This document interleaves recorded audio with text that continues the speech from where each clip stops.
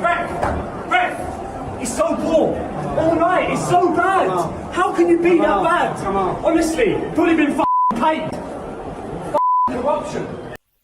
واحد اتعرض لحرق الدم بطريقة لا توصف بجد بسبب الماتش ده، بسبب الحكم ده. انا مش فاهم ايه الموضوع بالظبط في كل ماتشات ريال مدريد وفالنسيا.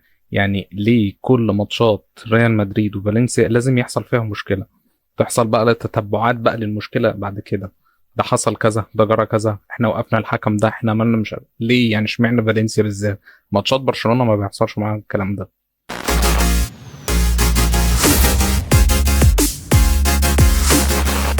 اهلا وسهلا بيكم. النهارده هنتكلم عن ماتش ريال مدريد وفالنسيا، او فالنسيا وريال مدريد، بحيث ان الماتش كان في ارض فالنسيا اصلا. الماتش ابتدى بان ريال مدريد كان في الشوط الاولاني كان سائل للغايه، لدرجه ان من غلطتين في اقل من 10 دقايق لبسنا جونين.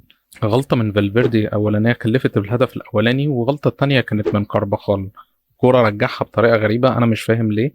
المهاجم بتاعهم انفرد وجاب جون. حلو الكلام، الماتش سيء وما تعرفش اصلا فالنسيا قدام ريال مدريد بالذات على ارضهم بيقلبوا مثلا السيتي، تحس ان هما مثلا فرقه تانية، تنين مجنح قدام الريال. والريال دايما بيبقى تحس ان هو بقى مستسلم، ما تفهمش فيه اللي هو بقى انا مش فاهم. تحس ان اللعيبه بتلعب متعنطزه ولا ايه؟ مش ده مستوى الريال، مش ده الاداء بتاع الريال. انت لو قابلت مثلا برشلونه بتنفخهم، وقابلت مثلا جيرونا اللي هو اللي كان بوراك المركز الثاني، 4 رايح 4 جاي. فليه دايما قدام فالنسيا على ارضهم بيحصل دايما الكلام ده؟ برضو من قيمة 9 شهور في الدوري اللي فات برضو حصل المشكلة دي، وحصل ان الدفاع ريال مدريد دايما تحس ان هو متلخبط، مش فاهم في ايه. انا مش فاهم ليه ده، بعوامل ايه؟ الجمهور طيب، ولا ده عوامل ايه؟ ولا الريال اصلا بيبقى رايح مستهزأ بالفرقه اللي قدامه، ولا ايه المشكله بالظبط؟ المهم ان الماتش كان الشوط الاولاني كان بتاع فالنسيا من اوله لاخره، لحد ما في اخر لحظه في نهايه الشوط الاولاني فيني بيجيب الجون الاولاني بطريقه يعني تحس ان هي داخله بالعافيه، تمام، عشان ينتهي الشوط الاولاني 2-1 لفالنسيا. حلو الكلام، حلو الكلام.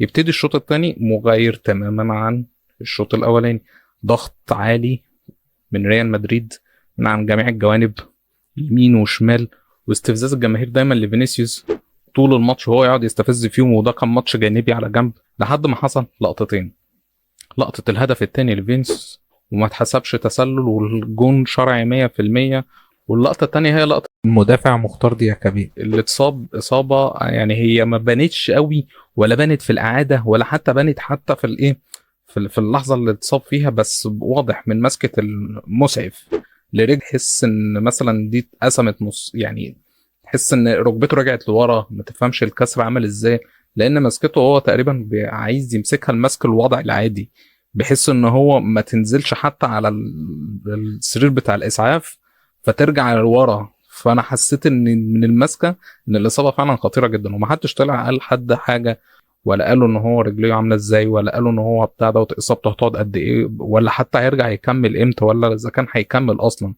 لما حصل الاصابه دي حسيت ان اللعيبه فصلت اصلا، رياكشنات اللعيبه وهي بتبص على اللعيب وهو مصاب كانت رياكشنات تحس ان شاف واحد مقتول، فما بالك بقى اصلا هو عامل ازاي. بس الماتش رجع كمل عادي، وبعد كده حسب 8 دقايق وقت بدل ضايع. 8 دقايق وقت بدل ضايع. حلو الكلام، حلو الكلام. دلوقتي لما حسبت 8 دقايق وقت بدل ضايع، وجا اللحظه بتاعت الكوره اللي وقفت عند مهاجم فالنسيا واتدخلوا فيها اللعيبه بتاعت ريال مدريد، وقالنا بقى هنشوف بقى اذا كانت ايه، بنالتي ولا مش بنالتي. حلو الكلام. وقفت قد ايه؟ وقفت تقريبا دقيقه ونص او دقيقتين، دقيقه ونص او دقيقتين من الوقت البدل الضايع. حلو الكلام، من اللي هم 8 دقايق. خلاص انت المفروض دقيقتين اتاخدوا او دقيقه ونص اتاخدوا من الوقت بدل ضايع بتزودهم. ده عرف في اي حكم واي يعني اي ماتش في العالم، دوري مصري، دوري اسباني، دوري انجليزي، دوري سيمبلاوين، بيحسبوها. ده امر طبيعي. ليه اول ما خلصوا ال8 دقايق وهجمه شغاله بكورنر لريال مدريد، يعني الكورنر اتلعب والدقايق اصلا ما خلصتش، تمام، الكورنر اتلعب، حلو الكلام، كانت ال8 دقايق خلصت، المفروض بقى انت هتحسب دقيقه ونص او دقيقتين، تمام. لا، الكره اصلا ما خرجتش بره حيز منطقه الجزاء الا بحاجه بسيطه، وقت ما ابراهيم دياز جاي عشان يرفعها. حلو الكلام. تقوم الكوره يا بني ادم وهي في الهوا صفر انتهى الماتش. يعني وهي في الهوا والكرة خلاص رايحة جون صفر انتهى الماتش. لا وانت كنت في الاول كمان جابوا بقى الفيديو وهو بيتردد اذا كان هيصفر دلوقتي ولا مش هيصفر.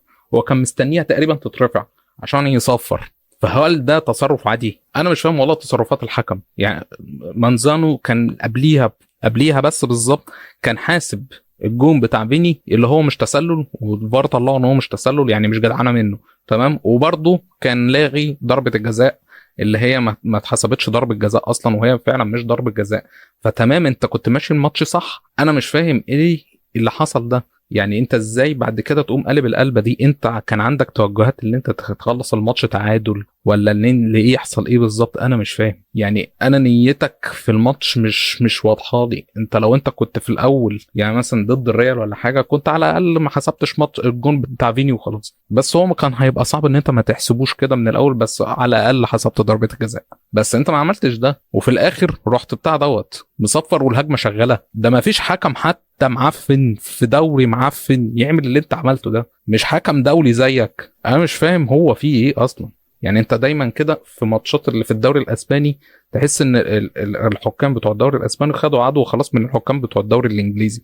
احنا هنسير الجدل، احنا صباح الفل، احنا ايه الفار جه عمل ارساء للعداله وظبط الدنيا وخلاها زي الفل والدنيا تمام حلو الكلام. ما بقاش شطشطه كده، مفيش جو اللي هو ايه اللي هو خلي الماتش حراق كده، خلي الماتش مثير كده. فاحنا هنعمل ده. يعني انت دلوقتي هتبقى نجم اللقاء ولا انا مش فاهم. يعني ضيع مجهود فرقه عشان هي تبقى المتصدره، بس احنا كده كده متصدرين. انت كده كده هتعمل ايه؟ ريال مدريد هو متصدر. انت كمان لو برشلونه كسبت اتلتيك بالباو احنا برضو متصدرين. فانت بتتكلموا في ايه؟ انتوا بتتكلموا في ايه؟ انتوا عايزين توصلوا ايه بالظبط؟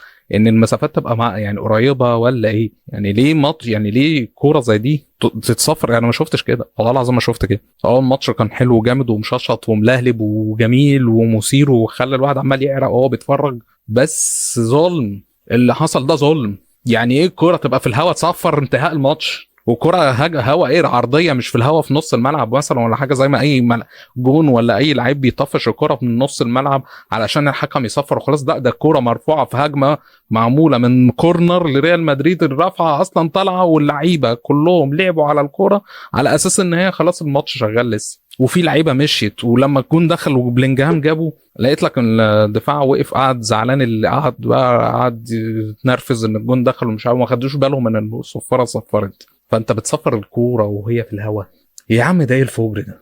الموضوع صعب، موضوع صعب جدا ان انت تتقبله او ان انت تفهمه. ده عامل زي ما يكون حدوته وواحد بيضحك عليك بحدوته. يا عم انت هتسرح بيا يا عم؟ لا يا عم ما بسرحش بيك، ده حصل. قصه ثانيه بقى، قصه الحوار بتاع فيني وحوار الجمهور بتاع فالنسيا وحفيظ دراجي. انا مش فاهم. وانا بس رساله للمعلق المحترم المبجل حفيظ دراجي، بعد اذن حضرتك لو انت ما بتحبش الريال او انت مثلا برشلوني او انت مثلا شايف ان الريال مثلا ايه يعني ظالم ولا حاجه، ما تعلقلوش عادي صباح الفل. ما تعلقش على ماتشات الريال، الشوالي زي الفل هاتوا يعلق لنا وخلاص. ليه دايما ماسك قصه ان فيني ما تستفزهمش يا فيني؟ انت لما لعبوا بص تصرفات فيني، طب ما تبص تصرفات الجمهور، بص الناس في الجمهور بتقول له ايه. ما تشوف يا عم بيقول لك تخيل انت كده واحد اسمر راح قال لك ايه يا عم ده انت مش عارف شبه اللي مش عارف ايه كده. 23 سنه بنتكلم على فينيسيوس جونيور. تخيل بقى انت مش واحد ولا اتنين ولا تلاتة، انت بتتكلم في الافات بتقعد تهتف ضده هتافات عنصريه ولونك ومش عارف ايه وقرد ويقعدوا يعملوا له زي القرود ومش عارف ايه. وبعد كده لا لا لا لا لا, لا تستفزهم يا فيني. ده ايه ده يا عم؟ ما تخليك في الماتش، مالكش دعوه هو بيعمل ايه، خليك في الماتش. احنا كنا بنقعد نقول ان فيني بيبقى مش مركز في الماتش عشان هو بيبقى مركز مع الجمهور ويقعد يغيظهم ومش عارف الكلام ده. يا باشا ما تشوف في الاول هو بيعملوه فيه ايه ولا بيهاجموه بيقولوا له ايه. تخيل انت كده لما واحد بيعتبرك مثلا بكلمه، مثلا كلمه مش قصده مثلا ولا حاجه، انت ممكن تاخدها في ضميرك تحس ان انت بقى نفسيتك وجعاك ومش عارف الكلام ده. تخيل جمهور بحاله، جمهور بحاله الافات كل هدفهم ان هم جايين ماتش الريال عشان يهدفوا ضد الواد ده. عنصريه بقى مش عنصريه من 9 شهور زي ما انت قلت. الواقع لما كانوا قعدوا يقلدوه زي القرود ومش عارف ايه كم هو حصل له ايه لما هو حتى رد عليهم؟ حصل له ايه؟ الاتحاد الاسباني عمل ايه؟ وقف الاربع حكام عشان لقطه الخنق الواد اللي كان خانقه، تمام، والحكم ما شافهاش، وبتوع الفار عرضوا للحكم الاصلي اللي هو الحكم بتاع الساحه فيديو تاني خالص بعيد عن القصه دي، قاموا طاردين فيني. حلو الكلام. وايه اللي حصل بعد كده؟ مسكوا الجمهور المتنمر بالكاميرات ومنعوهم ان هو يدخلوا ماتشات تاني. واعتقد، انا مش متاكد من دي، ان فالنسيا قعدت بتاع 4 ماتشات او عدد معين من الماتشات من غير جمهور. كل دي ده غير العقوبات الماليه. فانت جاي سايب كل ده وماسك في لعيب عنده 23 سنه، عمال تلومه ان هو بيغيظ الجماهير. يا عم حقه. لا يا باشا، حقه يجي يغيظهم. يعني اقول لك على حاجه بعيد عن كل ده، انا ممكن اقول لك يابا بعيدا عن الليله دي كلها، فيني مشطشط، هو حراق عشان كده حرقكم، والموضوع انتهى بالنسبه لي وتمام التمام كده. لكن انت بقى تقعد كل شويه ايه، لا ده لا تفعل هذا يا فيني، لا مش عارف ايه يابا. جو ده يابا ما تعلقناش يا اسطى، ما صباح الفل. وعمال كل شويه، والجون اللي جابه بالذات هو يقول لك لا لا لا لا دي تسلل يابا. طب استنى، طيب الخطوط لا لا لا لا لا دي تسلل، لا تفرح يا فيني انها تسلل. قصه بقى، قصه ثالثه خالص بقى لما نيجي نرجع بقى انه عوده جود بلينجهام رجع يا باشا من هنا. اي نعم، الفرقه كلها كانت سيئه، الفرقه كلها ما كانتش باينه. النص التاني من الشوط التاني ابتدينا نشوف اداء جامد جدا من الريال، وابتدى جود بلينجهام يشارك كمهاجم اصلا اساسي، ومنهم الجون اللي اتلغى اللي هو عشان الحكم صفر نهايه الشوط التاني والمباراه، بس يطرد عشان قال له ان هي جون. يابا ده احنا كنا مستنيين بنعد الايام كده عشان يرجع، عشان يظبط الحته اللي مالت في خط النص، عشان يرجع بقى يشارك في الابطال ويرجع يشارك في الدوري بقى ونشوف القصه ايه. تقوم طرده عشان قال لك ان الكوره جون. يعني حتى لما وانا قلت ده شتمه، اصل طرد مباشر بعد الماتش ما يخلص ده كده شتم، تمام. لكن طلع ان هو قال يا جماعه يا عم ده جون، الراجل بيدافع عن الجون، الراجل بيدافع عن فرقته، جون. فخد يلا انت خد طرد، ارجع اقعد تاني. نقعد بقى نشوف بقى الاتحاد الاسباني هيديله عقوبه قد ايه. سمعته اصلا ان الحكم اتوقف لاجل غير مسمى، بس انا برضو انا استفدت ايه؟ انا ما اعرفش الخبر صح ولا غلط، بس انا استفدت ايه؟ انا دلوقتي لما كل ماتش اتغلب فيه من فالنسيا او اتعادل فيه في ارضهم ويحصل المشاكل دي واللعيبه تدخل في مشاكل نفسيه وخناقات ومش عارف، واللي منهم يطرد واللي منهم مش عارف يستبعد واللي منهم وفي الاخر تقول لي انا وقفت لك الحكم. يا باشا انا استفدت ايه؟ انا لما وقفت لي الحكم بتاع الماتش بتاع 9 شهور ده في الدوري اللي فات، انا استفدت ايه برضه؟ ولا اي حاجه. انا ما استفدتش اي حاجه. انت خليتني اخسر نقطتين كانوا هينطروني فوق بعيدا عن الفرق اللي تحتيه. انا ماليش دعوه بقى هما هيعملوا ايه مع بعض. انا اللي عليا عملته وخلاص. حقي ما اديتهوليش. الماتش كان المفروض يتزود له دقيقه او نص او دقيقتين على الاقل، انت لغيتهم ولا كانك عايز تخلص الماتش دلوقتي. تحس ان في اوامر جات له ان هو يخلص الماتش. بص انا جدع، انا هاخد السكسي بتاع الماتش ده كله وانا هبقى بطل الليله دي، بلا فيني بقى بلا بلينجهام بلا مش عارف ايه، انا هصفر الصفاره واثير الجدل. وسيره الجدل يابا حلو الكلام، والدنيا بقت ماشيه كده. ليه كده؟ ده لسه في تحقيق اصلا عن الحكم اللي كان بيتقال ان هو سرب ماتشات لبرشلونه والناس ما بتتعظ. يعني الحكام تحسوا ان هم كانوا ماليش دعوه، انا ماليش دعوه بالليله دي، انا هاجي هفشخ الدنيا بلا فار بقى بلا مش فار. ويقول لك بقى الفار ايه؟ ارسل عداله في الماتشات في الدوري الاسباني والدوري الانجليزي. عداله مين بس؟ وده كانت الدردشه بتاعتنا بتاعت ماتش الريال. بس كده، لو عجبك الفيديو انزل اعمل لايك وشير، اكتب لي كومنت تقول لي ايه رايك في الماتش وفي الحكم عموما. ولو انت مش مشترك اشترك في القناه ودوس على جرس التنبيهات عشان يوصلك كل جديد.